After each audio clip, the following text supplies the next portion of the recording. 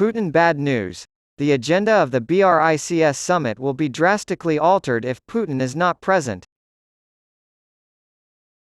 Russian President Vladimir Putin's announcement that he would participate in the BRICS summit virtually rather than in person cast a pall over the weekend's political event. Putin said he would skip this year's BRICS summit, which was scheduled to take place in Johannesburg from August 22 to 24. By mutual agreement with President Cyril Ramaphosa, he announced in a public statement that he would not be physically present at the summit. Sergei Lavrov, the foreign minister, would represent Russia at the summit instead. Putin's decision to send Russia's foreign minister instead of its prime minister to a global summit with other world leaders raises more questions than it answers. However, this may indicate the extraordinary nature of the circumstance. Since the International Criminal Court, ICC, announced the warrant for Putin's arrest for war crimes, which Putin has denied, South Africa has felt diplomatic and political pressure from the United States and European Union to comply.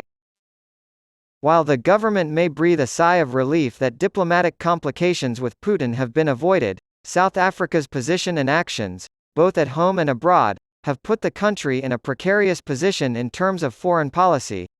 In the months leading up to Putin's decision, South African lawmakers gave conflicting accounts of the need to arrest him if he attended the summit. As a party to the Rome Statute, the treaty establishing the Hague Court, South Africa is obligated to apprehend individuals charged by the ICC. Professor Chris Landsberg, an expert in international relations and holder of the South African Chair in African Diplomacy and Foreign Policy, told SABC News that Putin's remote participation would have a significant impact on the summit's agenda. An integral founding member will be absent for the first time in 15 years. Some important items on the agenda won't get done, Landsberg warned. He said the South African government should shoulder the blame for the bungled handling of the situation and the disappointing results of the summit. U.S. State Department spokesman Matthew Miller responded to Putin by saying, "President Putin can hardly leave his own borders now. He is an international pariah who is afraid to travel outside of his country." South Africa has refused to be drawn into the conflict between Russia and Ukraine, and President Ramaphosa and the Department of International Relations and Cooperation (DIRCO) have maintained the country's neutral stance.